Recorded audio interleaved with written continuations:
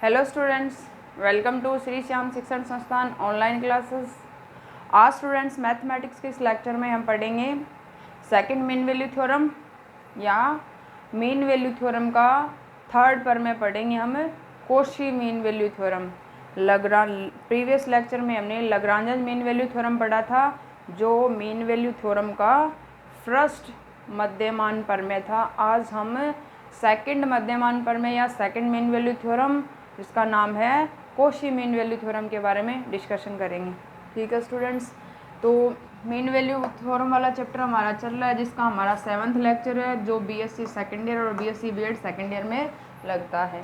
ठीक है स्टूडेंट्स, तो आज जो हमारा टॉपिक है स्टूडेंट्स वो है सेकंड मीन वैल्यू थ्योरम या द्वितीय मध्यमान प्रमेय या फिर Cauchy mean value theorem, Cauchy's mean value theorem. ठीक है स्टूडेंट्स, या कोशी मध्यमान प्रमेय, कोशी मध्यमान प्रमेय मोस्ट इम्पोर्टेंट है स्टूडेंट्स। तीन थ्योरम है स्टूडेंट्स, तीन थ्योरम मोस्ट इम्पोर्टेंट है। जो फोर्थ थ्योरम है जनरल मीन वैल्यू थ्योरम है, वो इतनी नहीं है, परंतु ये तीनों थ्योरम पेपर में रिपीटेड है। ठीक है स्टूडेंट्स, तो कोशी मीन वैल्यू थ्योरम का सबसे पहले स्टेटमेंट क्या है, जैसे हमने प्रीवियस लेक्चर में लाग्रांज मीन वैल्यू थ्योरम को प्रूफ किया था स्टूडेंट्स। वहाँ पे क्या था हमारे पास, वहाँ पे हमने Lagrange mean value theorem prove करने के लिए किसका यूज़ किया था स्टूडेंट्स, वहाँ पे हमने रोल्स थ्योरम का यूज़ किया था। सिमिलर उसी के according Cauchy mean value theorem जो है, इसको प्रूव करने के लिए भी हमें रोल्स थ्योरम का यूज़ करना पड़ेगा। तो लाग्रांज मीन वैल्यू थ्योरम का स्टेटमेंट था कि फलन f जो है वो समवर्ती अंतराल AB में परिभाषित फलन था।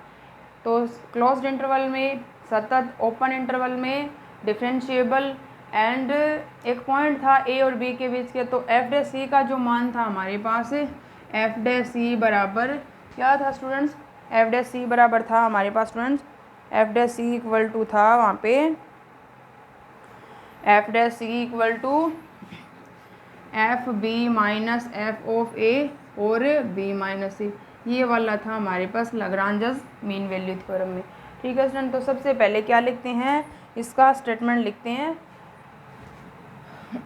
थ्योरम का स्टेटमेंट देखिए स्टूडेंट, सबसे पहले स्टेटमेंट, क्योंकि स्टेटमेंट के आधार पर ही हम थ्योरम को क्या करते हैं, प्रूव करते हैं। यदि लाग्रांज मीन वैल्यू थ्योरम में स्टूडेंट्स एक फंक्शन था, परंतु कोशी मीन वैल्यू थ्योरम जो है इसमें कितने हैं स्टूडेंट्स, इसमें दो फलन है। यदि दो फलन f और g समवर्ती अंतराल AB पर परिभाषित हो, यदि दो फलन f तथा g समवर्ती अंतराल AB पर परिभाषित हो तो फर्स्ट कंडीशन कोशी है, तो C1 पहली कंडीशन है C1। दो फंक्शन है f और g समवर्ती अंतराल AB पर परिभाषित है, तो फर्स्ट कंडीशन है C1 f तथा g x बिलोंग्स टू समवर्ती अंतराल में सतत है। सेकंड कंडीशन है C2 क्या है स्टूडेंट्स, f तथा g x बिलोंग्स टू विवर्त अंतराल में अवकलनीय है। ठीक है स्टूडेंट्स, एंड थर्ड कंडीशन है कि g' नॉट इक्वल टू 0। ये थर्ड कंडीशन है कि g' not equal to 0। x जो है वो बिलोंग करेगा कहाँ से, g' प्रत्येक x बिलोंग्स टू AB, कि AB के बीच का कोई भी मान हो, तो ये ओपन इंटरवल कि प्रत्येक x बिलोंग्स टू AB के लिए g' नॉट इक्वल टू 0। ठीक है students, g' not equal to 0 प्रत्येक x बिलोंग्स टू AB के लिए। तो यहाँ से ये 3 कंडीशन होगी। अगर तीनों कंडीशन कोई भी दो फंक्शन एक साथ सेटिस्फाई करते हैं देन देयर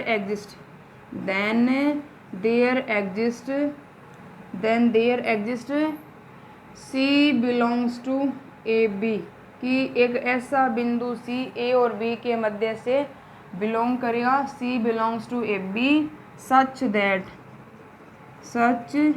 दैट कि f dash C upon ji dash C equal to F B minus F A upon G B minus ji a. ठीक है स्टूडेंट्स, ये वाली हमारी क्या है, कॉची मीन वैल्यू थ्योरम का स्टेटमेंट है। ठीक है स्टूडेंट्स, ये थ्योरम प्रूव करने के लिए सबसे पहले हम देखेंगे कि इसका जो मान है वो 0 के बराबर नहीं होना चाहिए। अगर ये वाला 0 के बराबर हो जाएगा तो डिफाइन नहीं होगा। तो सबसे पहले इसी पे हम चर्चा करेंगे, जी बी माइनस जी ए पर। ठीक है स्टूडेंट, तो सबसे पहले देखेंगे सॉल्यूशन। देखिए स्टूडेंट, सर्वप्रथम क्या देखेंगे स्टूडेंट, सर्वप्रथम क्या नहीं होना चाहिए, सर्वप्रथम जी बी माइनस जी ए का जो मान है वो नॉट इक्वल टू 0 होना चाहिए, नॉट इक्वल टू 0। ठीक है स्टूडेंट्स, नॉट इक्वल टू 0 होगा तभी कॉची मध्यमान प्रमेय संतुष्ट होगी, कॉची मध्यमान प्रमेय संतुष्ट होगी। अगर इसके विपरीत कंडीशन हो, यदि जी बी इक्वल टू क्या हो, जी ए हो, तो इसका मतलब क्या है, जी बी इक्वल टू जी ए है और ये क्या है स्टूडेंट्स, रोल प्रमेय की थर्ड कंडीशन है, रोल्स प्रमेय का R3 कंडीशन है स्टूडेंट्स। ये जी जो है इस इंटरवल में सतत है, विवर्त अंतराल में अवकलनीय है और जी बी इक्वल टू जी ए आ गया, तो इसका मतलब क्या है, जी जो है वो रोल प्रमेय को संतुष्ट करेगा। तो this implies G X Rolle प्रमेय को क्या करेगा, रोल प्रमेय को संतुष्ट करेगा, रोल प्रमेय को क्या करेगा स्टूडेंट, संतुष्ट करेगा, रोल प्रमेय को सेटिस्फाई करेगा स्टूडेंट्स। अगर रोल प्रमेय को सेटिस्फाई करेगा, संतुष्ट करेगा, तो उस कंडीशन में क्या होगा स्टूडेंट्स, यहाँ पे रोल प्रमेय हमारी लग जाएगी। इसका मतलब क्या है, रोल प्रमेय का जो स्टेटमेंट है वो यहाँ पे अप्लाई हो जाएगा। तो रोल प्रमेय का जो स्टेटमेंट है वो अप्लाई करेंगे तो यहाँ पे क्या लिखेंगे, यहाँ पर लिखेंगे फर्स्ट कंडीशन जी की सेटिस्फाई, सेकंड सेटिस्फाई, थर्ड यहाँ से सेटिस्फाई, तो जी डैश एक्स इक्वल टू 0 जो कॉची मध्यमान प्रमेय की थर्ड कंडीशन को नकारता है, g dash x equal to 0 जो किसके, g dash x not equal to 0 के विपरीत है स्टूडेंट्स।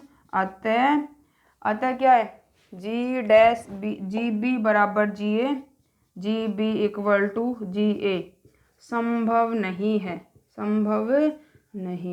ठीक है स्टूडेंट, तो सबसे पहले क्या करना है स्टूडेंट, सबसे पहले हमें इसी पे चर्चा करनी है। ये हमने दिखा दिया कि जी बी बराबर जी ए नहीं हो सकता। ठीक है स्टूडेंट्स, अब क्या करेंगे, जी बी इक्वल टू जी ए है नहीं, तो यहाँ पे जैसे हमने लाग्रांज मीन वैल्यू थ्योरम में एक फंक्शन माना था, सिमिलर उसी के अकॉर्डिंग क्या करेंगे, यहाँ पे भी एक फंक्शन मान लेंगे। ठीक है स्टूडेंट, तो क्या मान लेंगे, मानना एक फलन फाई एक्स निम्न प्रकार परिभाषित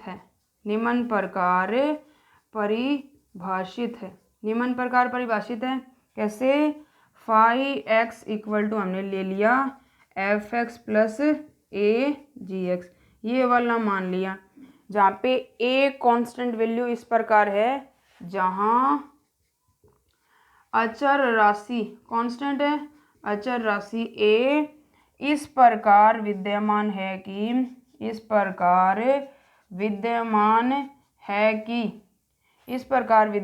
कि फाई ए बराबर फाई बी, समीकरण नंबर 2। जैसा सेम हमने लाग्रांज मीन वैल्यू थ्योरम में फंक्शन मानना था, सिमिलर उसी के अकॉर्डिंग हमने इधर भी एक फंक्शन ले लिया, वो यहाँ पे कांस्टेंट वैल्यू मान ली ए का जो मान है वो इस प्रकार विद्यमान है कि G A equal to G B. ठीक है students, G A equal to G B, तो यहाँ से समीकरण नंबर 2 और समीकरण 1 से हम क्या लिख सकते हैं, समीकरण 1 का यूज समीकरण 2 में कर लेंगे। समीकरण 1 तथा 2 से पहले जी ए फाइंड कर लेंगे। जी ए इक्वल टू आ जाइए फाई ए फाइंड कर लेंगे।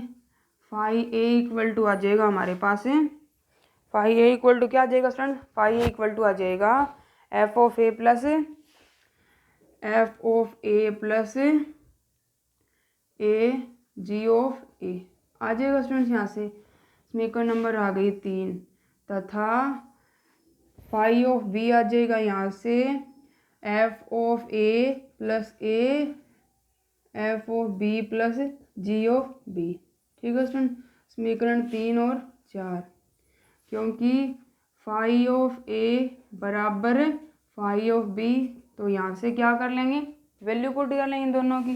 तो यहाँ से F of A plus A g of a equal to आ जाएगा f of B plus A g of B. ठीक है स्टूडेंट्स, अब ये क्या है, ए इधर ले आएंगे ए वाली और ये इधर ले जाएंगे, तो यहाँ से आ जाएगा a bar g of a minus g of b equal to आ जाएगा f of b minus F of a. Negative sign बाहर निकाल लेंगे यहाँ से, तो माइनस का a g of b minus g of a equal to आ जाएगा f of b minus F of a. या इसको लिख लेंगे ए इक्वल टू नेगेटिव या माइनस ए बराबर आ जाएगा f of b minus F of A upon g of b minus g of a. समीकरण आ गई है 5 नंबर। ठीक है स्टूडेंट्स, हो गया यहाँ तक। ए इक्वल टू आ गया हमारा माइनस ए इक्वल टू समीकरण नंबर 5 से F of b minus F of a g B minus g, ये वाला वैल्यू आ गया हमारा माइनस ए का। अब हमें यहाँ पे क्या करना है, ए का मान रखना है, तो फलन फाई जो है उस पर रोल पर में लागू करनी है। ठीक है स्टूडेंट्स, क्योंकि यहाँ पे लिखेंगे क्योंकि फलन फाई एक्स बराबर है एफ एक्स प्लस ए जी एक्स। ठीक है स्टूडेंट, दो सतत तथा अवकलनीय फलनों का बीजगणित है। दो फलन phi X X belongs to A B में दो, ये सतत है ये भी सतत है, ये अवकलनीय कांस्टेंट फलन है, वो अचर फलन है, वो क्या होते हैं, सतत और अवकलनीय होते हैं एक्स के प्रत्येक मान के लिए। तो X belongs to A B में दो सतत तथा अवकलनीय फलनों का बीजगणित है। ठीक है फ्रेंड्स, अतः क्या लिख सकते हैं, जी एक्स के लिए रोल पर में की फर्स्ट कंडीशन लिखेंगे, जी एक्स के लिए g x belongs to A B में क्या हो जाएगा, कंटिन्यूस सतत हो गया। R2 क्या हो जाएगा student, g x belongs to विवर्त अंतराल में डिफरेंशिएबल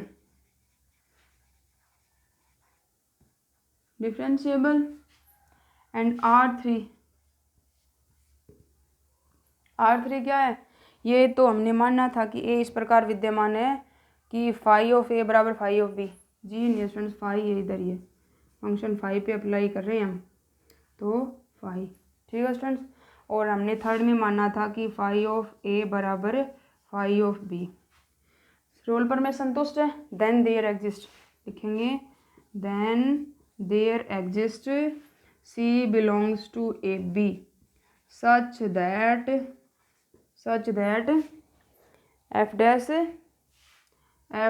सी बराबर 0, फाई डैश सी बराबर 0। ठीक है स्टूडेंट्स, हमारा फलन फाई एक्स कौन सा है, समीकरण नंबर 1 से है। समीकरण 1 का अवकलन कर लेंगे, तो यहाँ से फाई डैश एक्स बराबर आ जाएगा हमारे पास एफ डैश एक्स प्लस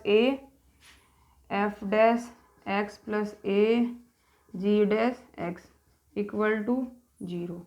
ठीक है स्टूडेंट्स, अब यहाँ से क्या आ जाएगा, इधर लेके जाएंगे तो ये आ जाएगा ए इक्वल टू वैल्यू आ जाएगी, या फिर ये मान इधर लेके जाएंगे तो यहाँ से आ जाएगा हमारा A G dash x equal to minus का एफ डैश एक्स।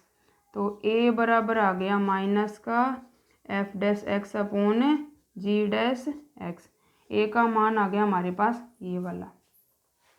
a की वैल्यू जो है समीकरण 6 का मान समीकरण 5 में रख लेंगे। समीकरण 6 का मान समीकरण 5 में रखने पर समीकरण 6 का मान समीकरण 5 में रखेंगे या a का मान पुट करेंगे। a की वैल्यू ये वाली है तो यहाँ से नेगेटिव साइन पहले ही है तो नेगेटिव एफ एक्स। a का मान आ गया ये वाला हमारे पास है फाइव डैश c बराबर 0 है स्टूडेंट्स। यहाँ से फाइव डैश c बराबर 0 तो यहाँ से x की जगह क्या पुट कर लेंगे, c आ जाएगा x की जगह, क्योंकि एफ डैश c लेना है तो इधर भी c और इधर भी c, तो ये c और इधर भी c, तो यहाँ से आ जाएगा F dash C upon ji dash C equal to आ जाएगा F B minus F A upon G B minus ji A. Negative negative positive ये आ जाएगा F dash C upon ji dash C equal to F B minus F of A upon G B minus ji A, जहाँ पे सी belong करेगा ए और B के बीच से और जी डैश एक्स का मान क्या है नॉट इक्वल टू 0। ठीक है स्टूडेंट्स, तो ये है हमारा रोल प्रमेय का प्रूवमेंट। देख लीजिए स्टूडेंट्स एक बार अच्छी तरह से इसको। रोल प्रमेय का क्या स्टूडेंट्स, ये हमारा प्रूवमेंट है। रोल प्रमेय जो है स्टूडेंट्स वो किसके आधार पर हमने प्रूव किया है, ये हमने प्रूव किया है रोल्स प्रमेय के आधार पर, जैसा हमने लाग्रांज मीन वैल्यू थ्योरम में प्रूव किया था। ठीक है स्टूडेंट्स, अब है रोल प्रमेय का जियोमेट्रिकल मीन। तो जियोमेट्रिकल मीन देखते हैं रोल प्रमेय का। आगे वाला जो टॉपिक है समझ में आ गया होगा स्टूडेंट्स, ये रोल्स मीन वैल्यू थ्योरम। अब नेक्स्ट हम पढ़ेंगे जियोमेट्रिकल मीन ऑफ, आगे वाला हमारा है जियोमेट्रिकल मीन ऑफ कोशीज प्रमेय, कोशीज थ्योरम। ठीक है स्टूडेंट, ये वाला हमारा टॉपिक। अब जियोमेट्रिकल मीन जो स्टूडेंट्स वो क्या होता है वो मैं आपको एक्सप्लेन कर देती हूँ। ठीक है स्टूडेंट, जियोमेट्रिकल मीन क्या है कोशी प्रमेय का, यदि कोई भी फंक्शन है स्टूडेंट्स, यदि दो मान है हमारे पास, इंटरवल है कि एफ एक्स और जी एक्स है, वो इस इंटरवल में डिफाइन है। ठीक है स्टूडेंट, तो यहाँ पे हमें वक्र खींचना पड़ेगा एफ एक्स का और जी एक्स का। दो फलन है, दो फलनों के वक्र बनेंगे। तो स्टूडेंट्स कि इन दोनों फलनों के जो वक्र है एफ और जी के वक्र जहाँ पे काटेंगे उस कटान बिंदु पर, कि फलन एफ तथा जी के वक्र जहाँ पर प्रतिच्छेद करते हैं उस प्रतिच्छेद बिंदु पर फलन एफ तथा जी का वक्र तथा एक बिंदु, दोबारा सुनिए स्टूडेंट्स, कि फलन एफ तथा जी का वक्र तथा एक अन्य बिंदु सी बिलोंग्स टू ए बी, कि सी जो है वो कहाँ से बिलोंग करेगा, c belongs to A B, जहाँ पर प्रतिच्छेद करते हैं, जहाँ पर फलन एफ तथा जी के वक्र तथा एक अन्य बिंदु सी बिलोंग्स टू ए बी जहाँ पर प्रतिच्छेद करते हैं, उस प्रतिच्छेद बिंदु पर खींची गई स्पर्श रेखा ए तथा बी पर खींची गई स्पर्श रेखा के क्या मिलेगी, समांतर मिलेगी। ये क्या स्टूडेंट्स, ये है कोशी मीन वैल्यू थ्योरम का जियोमेट्रिकल मीन। प्रतिच्छेद बिंदुओं पर खींची गई स्पर्श रेखाएं क्या होगी, समांतर होगी। ठीक है स्टूडेंट, या फिर ये कह सकते हैं कि एफ और जी का वक्र जहाँ पे प्रतिच्छेद करता है उस प्रतिच्छेद बिंदु पर खींची गई स्पर्श रेखा और x इक्वल टू सी पर खींची गई स्पर्श रेखा जो है वो क्या मिलेगी, हमें समांतर मिलेगी। जैसे मैं कोई वक्र बना रही हूँ, यहाँ पे एक छोटा सा वक्र बना के आपको दिखाती हूँ। जैसे ये x अक्ष है, ये वाला y अक्ष, ये मूल बिंदु है, ये x इक्वल टू a और ये x इक्वल टू क्या है, b है। ठीक है स्टूडेंट, जैसे इसका वक्र बना, ये एफ एक्स है हमारा और कहीं कहीं यहाँ पे जैसे ये थोड़ा और ऊपर गया, इस तरह का वक्र हमें दिखाना पड़ेगा। जैसे ये यहाँ पे गया तो ये यहाँ पे प्रतिच्छेद कर रहा है, तो इस बिंदु पे कोई स्पर्श रेखा खींच दी हमने, ये वाली। ठीक है स्टूडेंट, अब इनके बीच का कोई पॉइंट है सी, ये वाला पॉइंट, ये यहाँ पे ए है, ये यहाँ पे बी है और ये वाला पॉइंट है सी, ये ए हो गया, ये सी। तो इस बिंदु पे भी कोई स्पर्श रेखा खींचेंगे, यहाँ पे ऐसे खींच सकते हैं। तो इनके प्रतिच्छेद बिंदु और इस बिंदु पर खींची गई स्पर्श रेखाएं हैं वो क्या होती है, समांतर होती है। और ये क्या है स्टूडेंट्स, ये है geometrical mean of Cauchy's mean value theorem. ठीक है स्टूडेंट्स, अब नेक्स्ट है हमारा another form of Cauchy's mean value theorem. ठीक है स्टूडेंट्स, जियोमेट्रिकल मीन हमने पढ़ लिया, पेपर में पूछा जाता है। कॉसी मध्यमान प्रमेय का प्रूवमेंट आता है पेपर में, वो हमने देख लिया है।